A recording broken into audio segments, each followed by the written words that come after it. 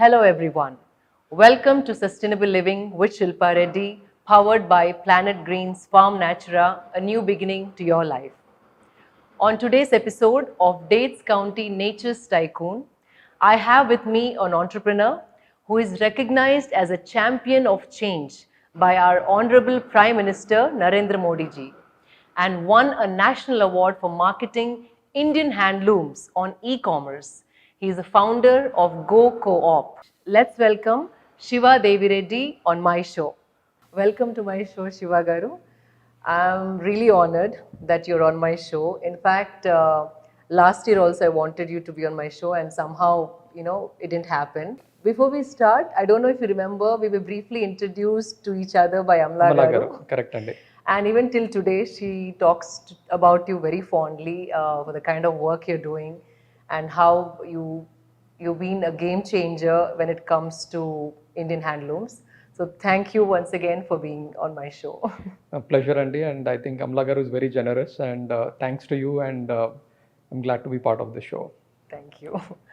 So when did the idea strike you to connect Indian weavers and help them sell their products on e-commerce? I'll have to go a little back in terms of my whole journey. Yes, please. So, I started my career in the Bay Area. This was back in year 2000. Okay. So I graduated from Arizona State, and I was working in San Francisco Bay Area.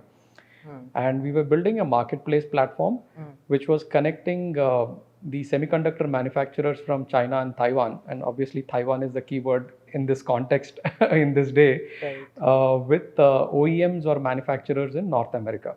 Okay. So this was my first career assignment, and I think we were building this platform, and it was quite phenomenal to see that we could connect producers from a totally different part of the world who speak a totally different language. With buyers from a completely different part of the world who didn't understand the same language but who could collaborate using a digital platform. Okay. So this was my first experience, and right from that time, so back from 2000, I always had this thought in my mind, can we connect Indian producers, Okay. Indian cottage industry potentially with buyers not only in India but outside India. Okay. So I had this thought in my mind, and also while I was growing up, I come from a place in Guntur district, and where we have a lot of weavers in and around our village. Okay. And we have seen artisans growing up. So we have seen Okay. them, and we used to go to a lane where it used to be filled with weavers, and it used to be difficult to pass through that lane because they were warping, and they were actually doing the pre-loom operations. And having seen them grow up as we were growing up, I was also intimately familiar with the skills that India has, right? So and honestly, these are not skills that we have built in the last 25-30 years like IT skills, Andy. That's I mean, if I can be a little loud about it, saying that these are really the skills that India has, and these are thousands of years old. Right. And these are skills which are practiced over generations. Yes. Even if somebody wants to pick up and become an artisan immediately, it is possible, but it's not that easy. Right. You need to have that lineage, and you need to have that experience to become a master craftsman or a master artisan. So what I was intimately familiar with is that we have these skills, and also there is potential demand for these products, because having worked in US, Europe, and then back in India, I saw that there is growing demand for Indian handlooms and Indian handicrafts. That's true. Yes. And they are not only known for our quality, Andy, but it is actually known for the excellent craftsmanship we have. Yeah, the technique. Exactly. Is it right to say that no other country on the planet has ever produced anything like India does when it comes to handlooms? Absolutely, Andy. I think India has the largest number of artisans in the world, hands down. There's no doubt about it. And in handloom, it's said that India has more than 85% of the looms worldwide. Wow. So we are like a predominantly, I think especially in traditional textiles, maybe globally. So there is growing demand. And I think the problem seems to be the supply chain or the value chain, right? Correct. An artisan who's making this product, who's actually having these deep skills, finally is producing these products, but they go through a lot of intermediaries before it finally comes to a consumer. Yes. Right? So And these intermediaries have come into place over a period of time. And I think maybe at some point of time there was a role for all these intermediaries to play, because that's how value chains have developed. But now finally what is happening is that the artisan is finally not making much from the whole process. Spoke to few people and it's not even 1/4. Not even 1/4, and you'll be surprised, not even 1/6. Less than 15% of the proceeds goes back to the artisan. Wow. Yeah. So the statistics are quite alarming, Shilpa Garu. So if you see in a country with over 10 million artisans, more than 60% of them are making less than 5,000 rupees a month. Oh my God. So that's less than $60 a month. That's an artist you're talking and that's about. less than $2 a day. That's so unfair. That's so unfair, right? I mean, today if you call a technician who comes to fix your water purifier or your AC, my estimate is they charge around 650 rupees an hour, right? Or less than an hour. That's true. For fixing something like that. And these are skills which are learnt in a period of time, right? Much more easily acquired. But someone who's practicing a craft which is so difficult, takes so many years to acquire, is not even making $2 a day. Right. So the markets have been very unfair to the makers. Right. I mean, let me put it that way. Absolutely. So I had this thought in back of my mind for a long time. I was a director with Accenture. I had a chance to work in Europe and also in India, multiple locations, Bombay, Bangalore, and then in Hyderabad. But back of my mind, I always had this thought that, I had to do something where I can use technology to impact people at the bottom of the pyramid. Right. So deep inside, I always believed that you can bring social change through technology. Right.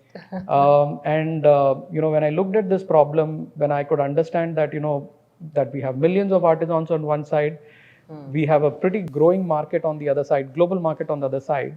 So the idea was simple. Can we build a platform which can connect the makers of India with consumers and buyers across the world? And that is how GoCoop was born. Wow. Such a beautiful journey, and the whole idea behind it is to bring a socio and economic change for the weavers community. Absolutely, Andy. I think the main thing is, as an artisan, today they are mostly nameless, faceless. Yes. Because somebody is taking the product, somebody weaves it, finally it goes to some fashion show, finally somebody else gets credit for the work that they have done. Yes. I feel that fair credit should be given to everybody in the value chain. That's right? True.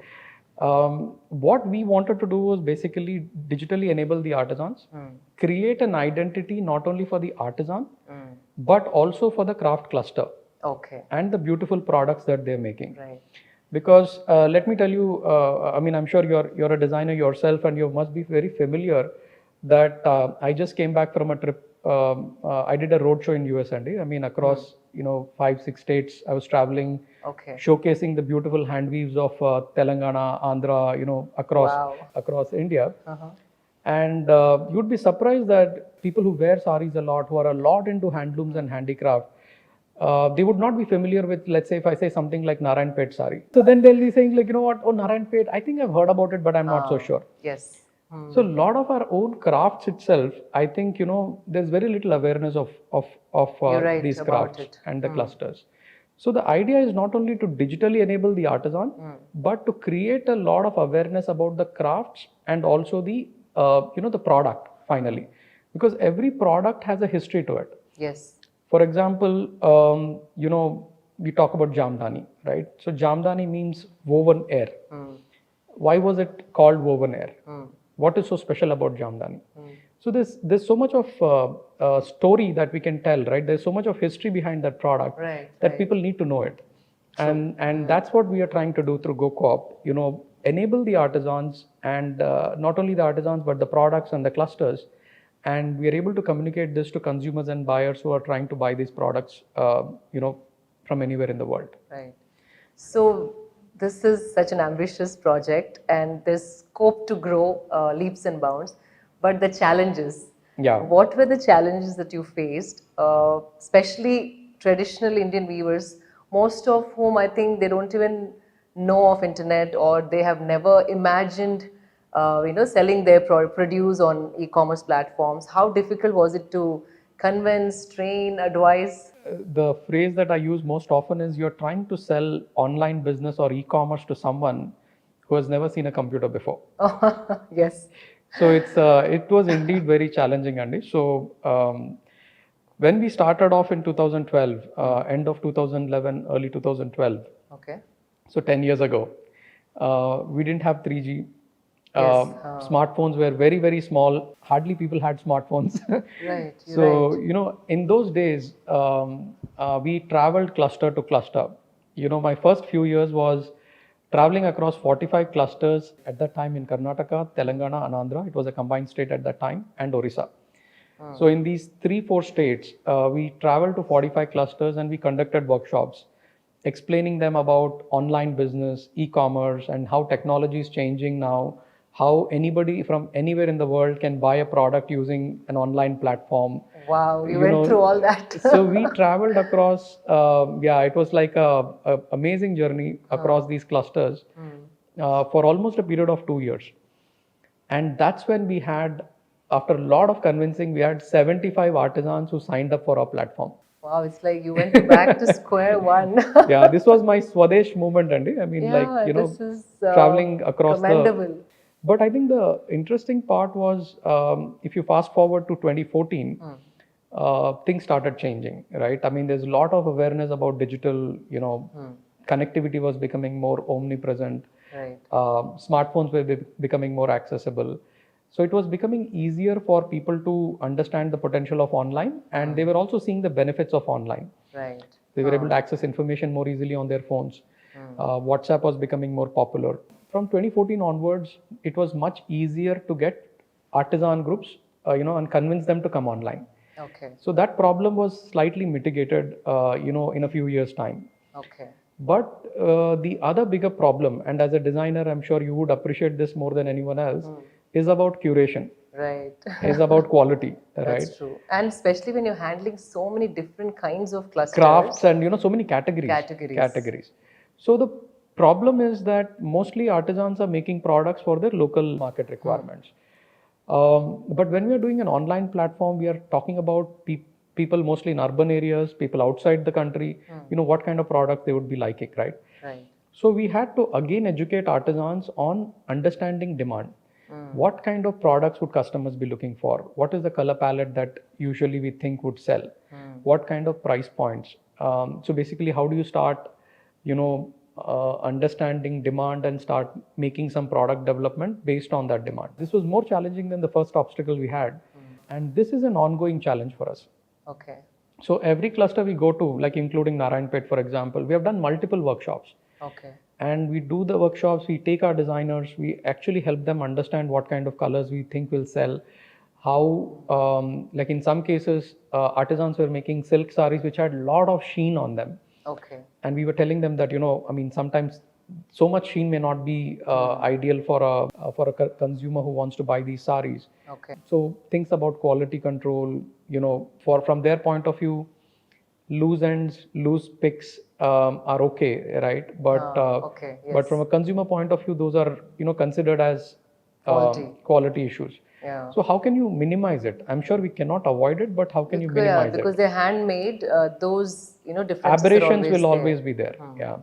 So again, this was a big process for us in building product curation and quality into our supply chain. Okay. And it's an ongoing process. It's taken us a good amount of time. Right. So you have teams whom you train and then send them out to, again, train these clusters?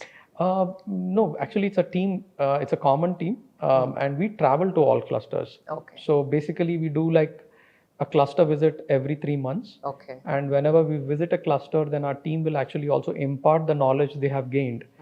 So we'll also tell them what sold, what didn't sell. Okay. And even from that, I think there's a lot that the artisans can learn. Absolutely. Yeah. So whoever has signed up with GoCoop, have you seen a considerable change in the way they earned their living and, changed how they were before to how they are right now? Absolutely. I think, I think the bigger change is yet to come. But what I have seen is when we are creating an identity for a person, right, and you're telling him that, you can stand on your own feet, right, and you can sell your products yourself. That's very powerful, Andy. I mean, because someone who's used to just doing work for somebody else, Depending completely completely on on the middle someone to person. give him work. But now you're saying, you know what, you can develop products which not only sell locally but can also sell nationally and potentially globally. And you can do your own, you know, build your own enterprise. And, you know, if you are an existing cooperative or an enterprise, you can develop your enterprise.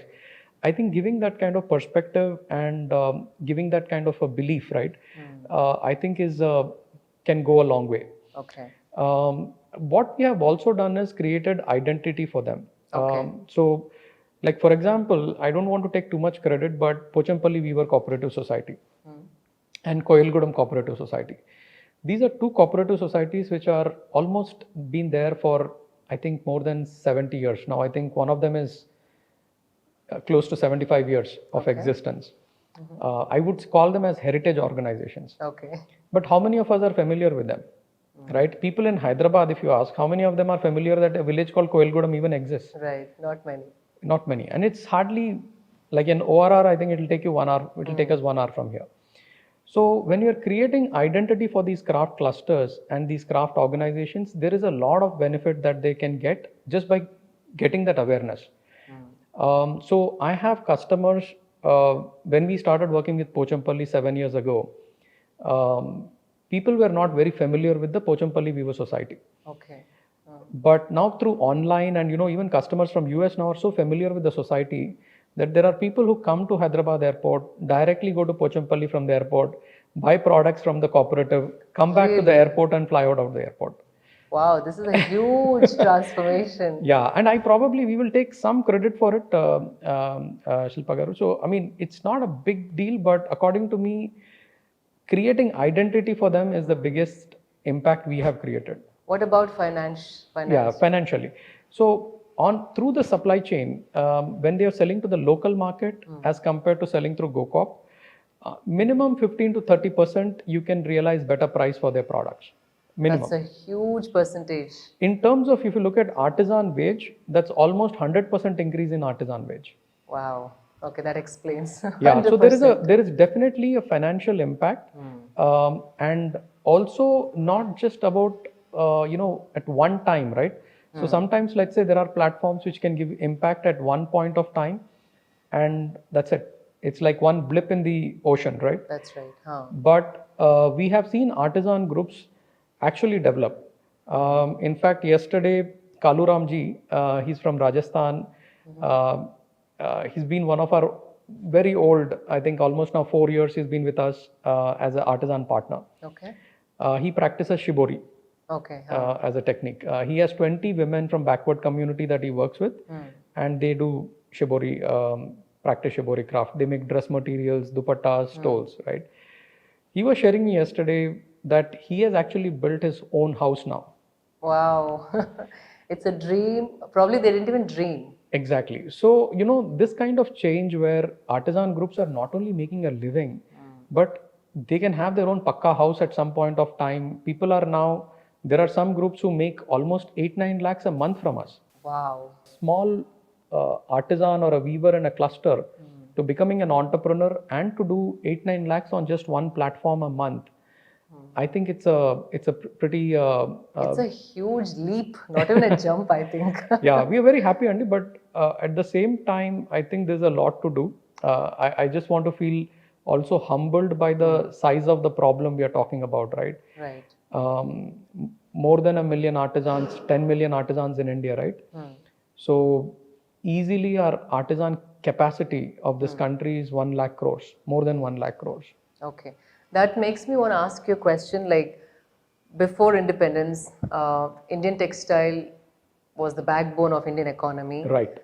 And strategically it was demolished for reasons we don't want to talk about now. But do you see that we can get that glory back with the intervention of technology and, you know, all the modern techniques? This is unfortunately the other challenge we face, Andy, that, you know, today we flout brands, you know, foreign brands more than our own textiles and our own crafts. And I'm not saying there's anything wrong in it, right? But what I've seen is that, as I said, you know, there's very little awareness of handlooms and handicraft. I totally understand that part. Yeah, and I think, you know, today, you know, if you ask someone, like even a small kid, if you ask them what is, just show them the swoosh, and ask him what that swoosh is, the kid will tell it's Nike. Because there's so much branding which has happened, right? You know, people recognize brands, they understand brands, are intimately familiar with these brands, right? And they believe in those brands. Like if you have to buy a pair of shoes, he wants to buy only Nike because he believes that that's a good brand. Unfortunately, we have not really branded our own textiles. We have not really promoted our own heritage very effectively over a period of time. I think during colonial rule, it was different. There was obvious reasons why it was not done. But also in independent India, in the last 75 years, I feel very little has been done to promote our own crafts and our own handloom textiles. Yeah, that's true. So when I had a chance to meet the Honorable Prime Minister and Niti Aayog as part of Champion of Change, one of the suggestions we also gave is similar to Handmade in India, the Make in India campaign. We wanted to suggest that we should promote handmade in India in a big way. So how can we brand handmade in India in a big way that not only domestic consumers but also international consumers can understand what India has and what India has to offer.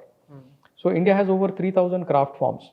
Wow, that's handloom and handicrafts. Yeah, it has over 3,000 craft forms, and these are the craft forms that, you know, thousands of years ago Romans came to us. You know, we had so many other traders across the world who came to us for many of these craft forms. That's right.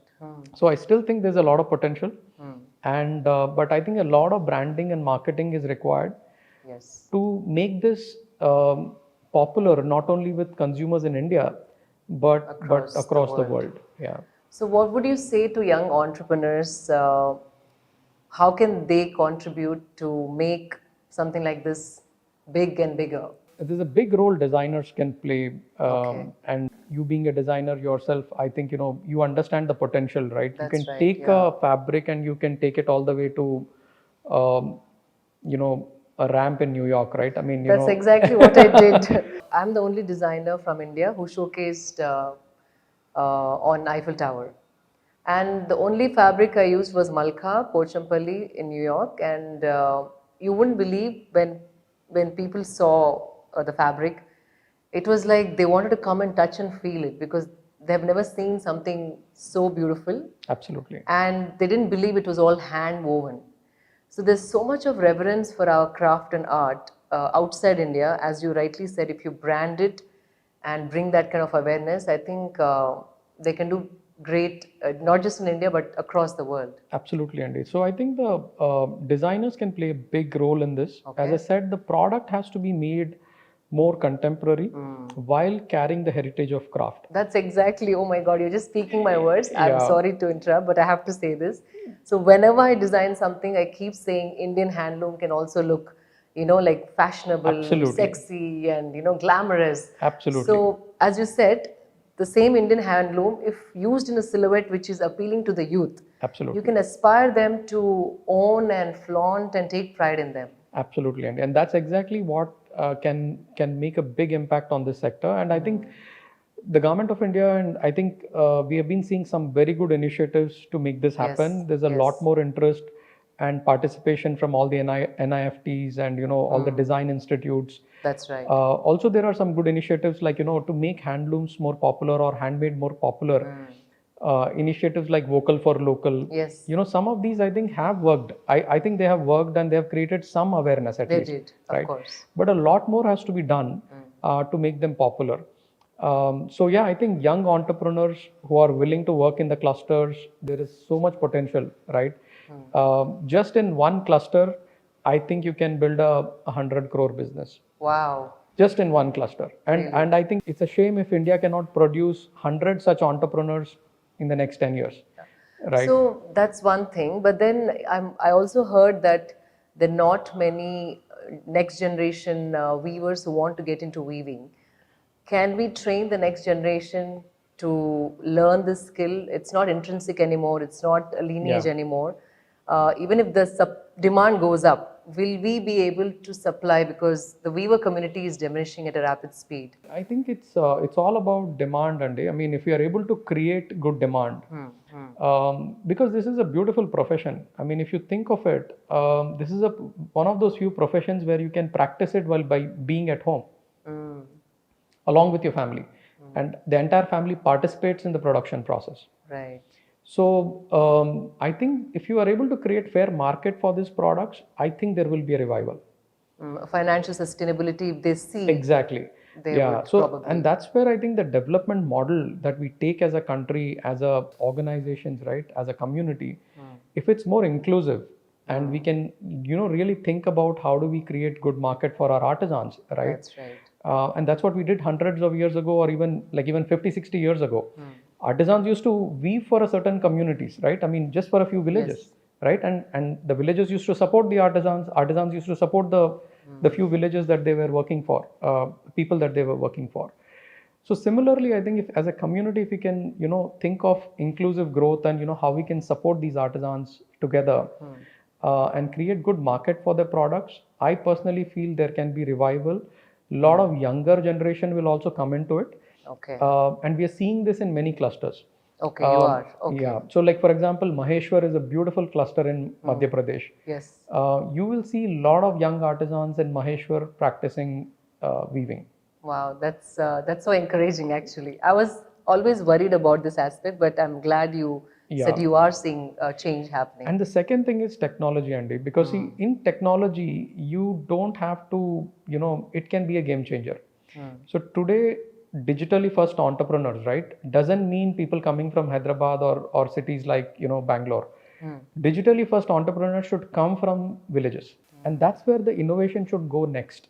Okay. I think the innovation has to happen there, where a weaver's son should see how he can be an entrepreneur and sell to customers in US. Oh, that's a very interesting way. And that's happening already. And we see a lot of those first generation entrepreneurs coming from clusters who are now selling on WhatsApp, who are selling on Facebook, who are selling through platforms like GoCoop, Amazon. And I think, that's a good also enabler for, bringing the next generation into the sector. Wow, okay. So, you've been a part of World Economic Forum and UN roundtables. What kind of problems do you address, and what happens at those roundtables? Okay, you're putting me in a difficult spot. I think this problem is very well acknowledged globally, Andy. The thing is that everybody understands that handloom and handicraft are the second largest source of livelihood after agriculture. They have a huge impact on, rural livelihoods and rural economy. And their sustainable business models. And their sustainable business models, right? And the best thing, especially now after COVID, after this pandemic, there's so much more focus on sustainability. Handmade products are probably more sustainable, right? I mean, than anything else. I mean, that's right. They're sustainable both from a planet point of view and also from a people point of view. So from both aspects.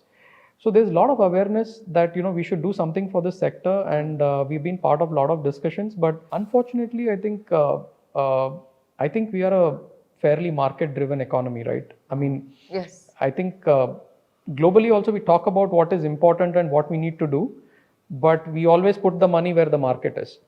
So the market has been more on fast fashion, and globally trillions of dollars have been invested on fast fashion. True. But whereas we know that it's important to support handmade and promote handmade and sustainable business models, but I don't think there is enough support or in action, right? In reality, I don't think enough is being done to promote this. But do you think there's no economic benefit if we start supporting this, or is it delayed benefit? I think there's a great business model here, right? And I think it can be, as I said, the global market for craft itself is over $700 billion. Okay. Just in a country like US, the market is over $250 billion. Wow. So the market is really big. But the question is, if you have, unfortunately now people may have burned their fingers, but 2 years ago, if somebody said you'll make 100x investing in Bitcoin, versus you'll get 2x investing in sustainable business working with artisans, what would you do? Right?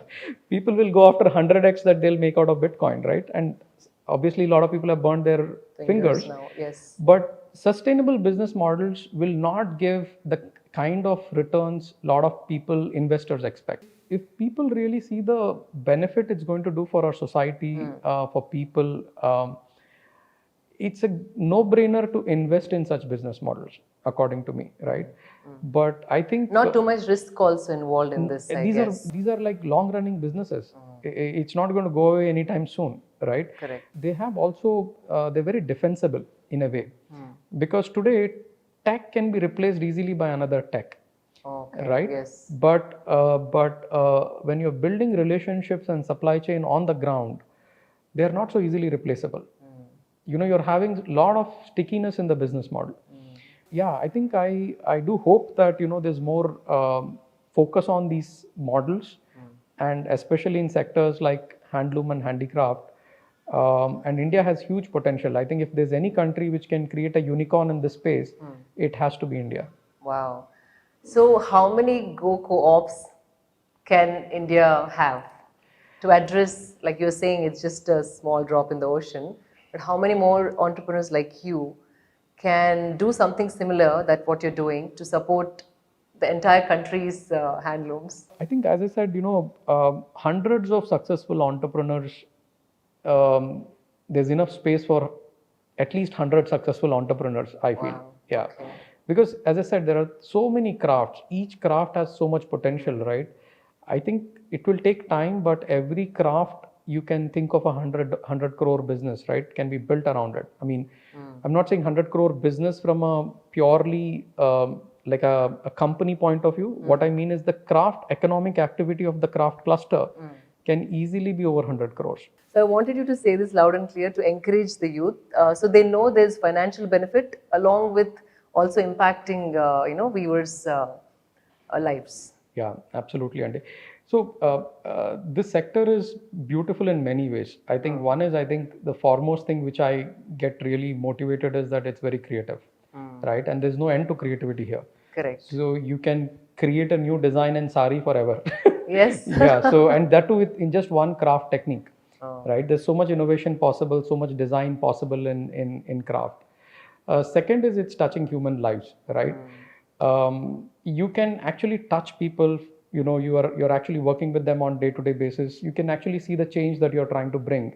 So that direct connect with, with the social cause that you're working on can be very motivating for you. Third, as a business itself, right? I think there is enough and more demand, according to me, right? If you are able to do this well, you have to be good at it. I mean, obviously, you're competing with a lot of, a market which is riddled with, a lot of challenges, right? Like, for example, today you will find Kanchivaram silk sari being sold for 2,000 rupees on Flipkart. I mean, it's neither Kanchivaram nor silk, right? So similarly, there's so many other challenges in this sector. So you have to be really good at it. But there is good market and there's good potential to build a social enterprise, multiple social enterprises in the craft sector. At least I would say for the potential India has, 100 successful social enterprises are nothing, right, to solve the problem we have. And we have many such, smart minds who can make this happen. Absolutely, Andy. Absolutely. So last but not the least, what is your idea about sustainability? And how do you define sustainability in business sector today's context? In layman terms, I mean, even before the word sustainability came up, right? I think in India, we all believe in something very simple philosophy, right? That everybody should be happy, right? The intent should be that while you prosper and you develop, people around you should also develop, right? Development has to be inclusive. Right. So, sarve jana sukhino bhavantu, right? So, you can be a millionaire, billionaire, and we are creating such big enterprises in this country. But if we are leaving, the bottom half of the country behind, without giving them enough opportunities to even have a decent life, I think we are not following the right development model, according to me. So, to me, sustainability means, developing everybody along with you. So people is aspect is very important for me. Today there is so much divide between urban and rural, rich and poor, So there's all. I think when you talk about sustainability, I think we need to think about people first. How can we develop people who are marginalized? How can we take them along? Right? I think that's the core of sustainability to me. The second comes the planet. But today, unfortunately, when we talk about sustainability, it has all become about planet, more about eco-friendly and eco-conscious and all that. So yeah, so the idea is also that from a planet point of view, if we can have concern about the planet, what products are we developing, what materials are we using in making these products. So sustainability from a planet point of view is the second important thing. Yeah, obviously it's also important to be sustainable from a business point of view. Yes. So you have to be profitable. You have to have some profits finally to sustain yourself as an organization. So yeah, people, planet, and profit. I think this is basically sustainability to me. And I think we always knew how to be sustainable as a country. Now people are coining it, saying inclusive economy and all of that. But we always knew what is sustainability, just being inclusive. Absolutely. Yeah. Would you like to add something more? I think it's each one of us, if we can take pride in our handlooms and handicraft. You have a lot of fan following Shilpa Garu. So the idea is that I think all of us should take pride in our handlooms and handicraft, and it's not about supporting someone and making sure that they have a livelihood. But if we all can take a little bit more pride in sporting our own craft, our own traditional weaves, I think that will go a long way in creating sustainability for handloom weavers and handicraft artisans across India. Absolutely. So it is said that if every woman in the country converts a minimum of 30 to 40% of the her wardrobe into Indian handlooms, we can save a lot of weaves from going extinct, is what I heard. So that is exactly what I keep talking about. So just one day a week, Andy, if we can sport handloom one day a week, I think the idea is we'll be creating enough work for all the weavers. Just one day a week? Just one day a week. Probably I should start that at Sustain Cart also. Just one day a week. Yeah, I think that has so much power. Because see, we don't need to do anything out of the way to support someone needy. I think we all have to wear clothes, and these are quite trendy, fashionable.